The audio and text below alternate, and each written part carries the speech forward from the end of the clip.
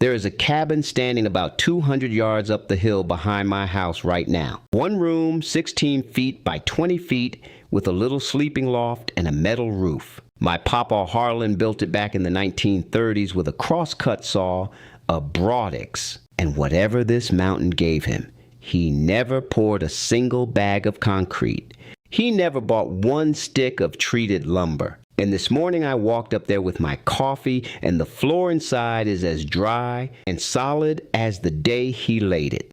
Now, if you have priced a cabin lately, you know what they want for one. $80,000, $100,000.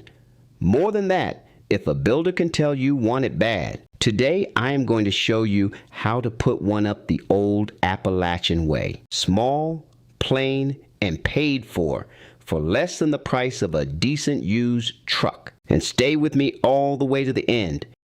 Because the reason Papa's cabin has stood for 90 years without rotting is not the wood he used. It is one specific thing he did before the first log ever went down. And it decides whether a cabin stands 50 years or rots out in 5. I'm Roy Mullins. I'm 59 years old, and I live on the 40 acres at the head of a holler in eastern Kentucky where my people have farmed since the 1800s. I spent 22 years as an electrician in the coal mines before I came back home to run the old home place full time. Most of what I know about building and providing came from my Papa Harlan, and everything I know in the kitchen came at my Mama Opal's elbow. Now let me tell you what happened to building in this country. Papa put that cabin up for next to nothing because the mountain gave him the timber, and his neighbors gave him their backs. Today, a fellow calls a builder about a little one-room cabin in the woods, and the number that comes back has 6 figures in it. The tiny house companies want $80,000 for something sitting on a trailer. The kit cabin outfits want $40,000 before you have set the first post. And I am not saying those folks are crooked. Near all of them are honest people doing honest work. But they are building the modern way. And the modern way runs on borrowed money, hired labor, and a lumberyard receipt as long as your arm. The old way ran on 3 rules. Keep it small, keep it simple, pay as you go. A cabin built by those 3 rules costs a fraction of the money.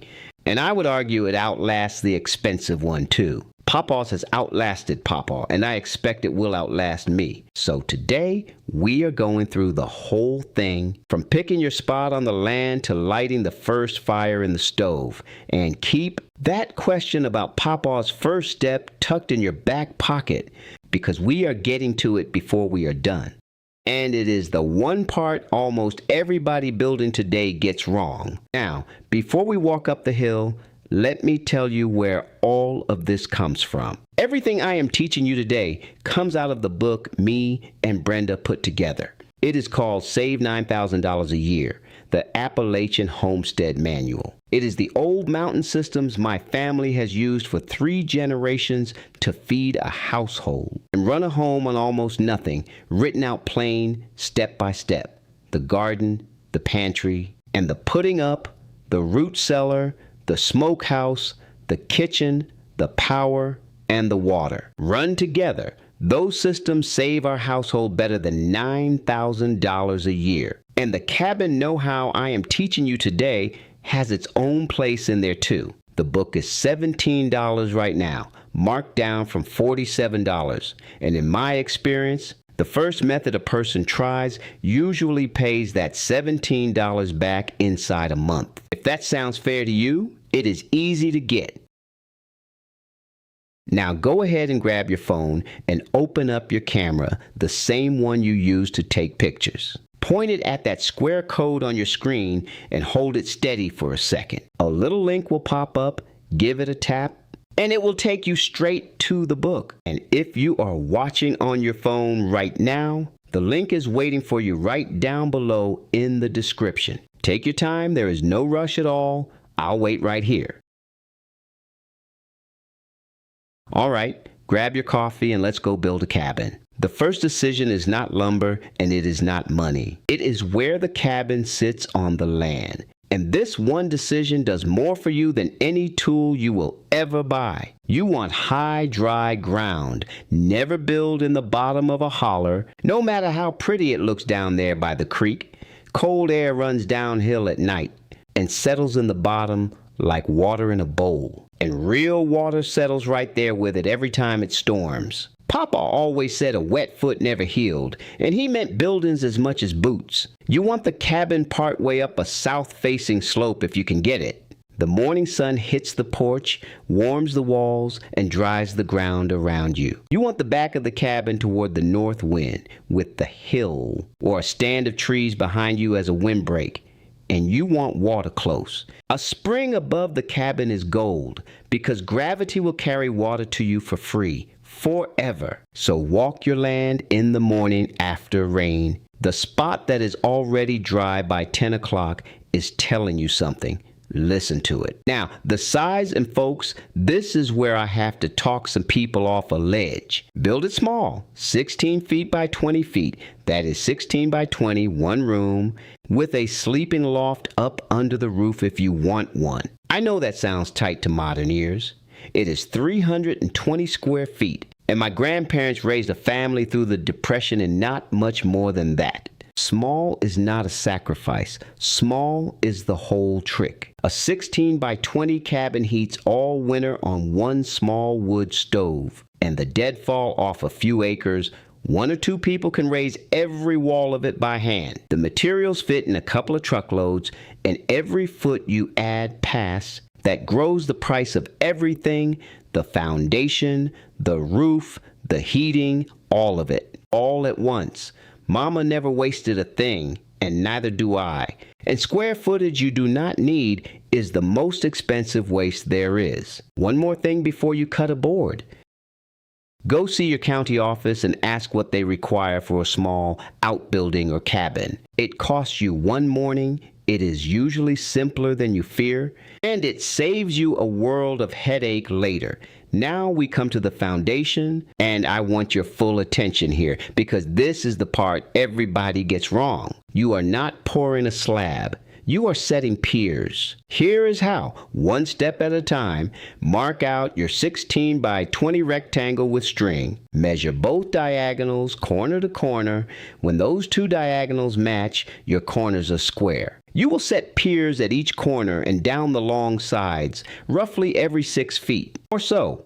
At each pier spot, dig down to solid, undisturbed ground below the depth where the ground freezes. In most of the country, that is somewhere between 12 and 30 inches down, and that same county office will tell you your local number for free on that solid bottom. Build your pier up out of flat, dry-laid stone the way Papa did, or solid concrete block if stone is scarce where you live. Bring every pier up level with its neighbors. And now the number that matters most in this whole video. The top of those piers carries your beams a full 18 inches off the dirt. 18 inches. Not 8, not 10, 18. You might wonder why an old man is being so particular about air under a floor. Hold that thought, because that right there is Papa's secret.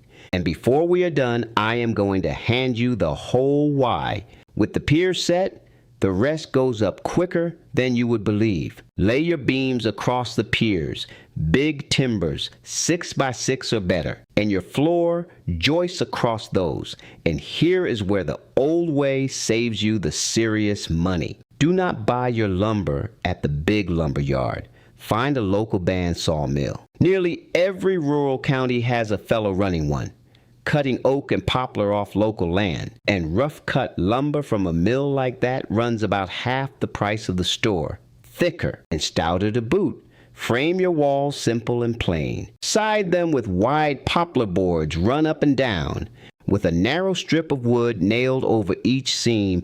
The old folks called that board. And batten, and half the barns and cabins in these mountains still wear it. Some of them 100 years on. It goes up with a hammer, a saw, and patience. Nothing fancy, nothing you cannot fix yourself with what is in the shed. Pay attention to this next part, because the roof is the one place Papa would tell you to spend real money. Ribbed metal roof panels screwed to solid framing on a good steep pitch, so snow slides off instead of sitting there all January. A metal roof costs more than shingles on the day you buy it, and then it outlives 2 or 3 rounds of shingles without asking anything of you.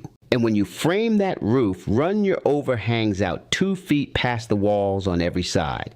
2 feet all the way around. That roof is not just a hat for your cabin. It is an umbrella for your walls, and that umbrella is doing more work than you know. We are almost to the why. Now heat, water, and light, quick and plain. Heat is a small airtight wood stove in the middle of the room, set on a stone or metal hearth pad with proper insulated stovepipe run to the maker's clearances, and a chimney above the roof line. Do not improvise a stovepipe ever. Buy that part right and sleep easy. Water is your spring if the good Lord gave you one. Run downhill through a line or a simple rain catchment off that big metal roof into a tank, and light is easier now than it has ever been. I wired mine for 22 years, and I will tell you a little cabin needs less than folks think. 4 solar panels, a couple of batteries, and careful wiring will run lights, a radio, and a small refrigerator. Start small there too. You can always add a panel. You cannot unspend money. And now, folks, the part I promised you at the start. The thing Papa did before the first log went down. He did not build a cabin. He built the air underneath it first. Those tall stone piers open all the way around. 18 inches of moving mountain air under that floor every day for 90 years. And here is the why, plain as I can make it. A cabin can take rain all year long. What a cabin cannot take is staying damp. Rot is a living thing, a fungus, and it can only work on wood that stays wet for weeks at a stretch. Rain wets a board for an afternoon. Then the wind and the sun dry it, and the rot starves before it ever gets started. But wood sitting on dirt never gets that chance. The ground feeds damp up into it day and night, season after season, and the rot never has to stop eating. That is why a cabin set on the ground can be gone in 5 years, while Papa's has stood since the 1930s. The piers hold the floor up out of the damp. The open air underneath dries it fresh every single day, and those 2-foot overhangs keep the walls dry from above, while the piers keep them dry from below. Dry wood does not rot. It cannot. Every old barn and cabin still standing in these mountains is standing on that one piece of know-how, and now it is yours. And that little piece of know-how right there is 1 page out of the book me and Brenda put together. The rest of it works the same way, plain and step by step. The garden, the pantry, the root cellar, the smokehouse, the kitchen, the power, and the water. $17, marked down from $47, and those methods together save our household better than $9,000 a year. Every month you put it off is another month of paying store prices for things you could be doing yourself. No pressure from me. I only recommend what I live. Now go ahead and grab your phone and open up your camera, the same one you use to take pictures. Point it at that square code on your screen and hold it steady for a second. A little link will pop up, give it a tap, and it will take you straight to the book. And if you are watching on your phone right now, the link is waiting for you right down below in the description. Take your time. There is no rush at all. I'll wait right here. So there it is. Keep it small, keep it simple, set it up on stone piers with 18 inches of good mountain air underneath, and that little cabin will still be standing for your grandkids. Now tell me something in the comments. Did your papa or your daddy have his own way of putting up a building? Write it down below, because those little family ways are exactly the kind of knowledge that gets lost when nobody writes them down, and I read every single one. And come back next time, because I am going to take you down into the root cellar my papa dug into this hillside by hand, and show you how it keeps potatoes, apples, and cabbage fresh clear into April with no electricity at all, and why the dirt floor is the whole trick. Y'all take care now, and God bless.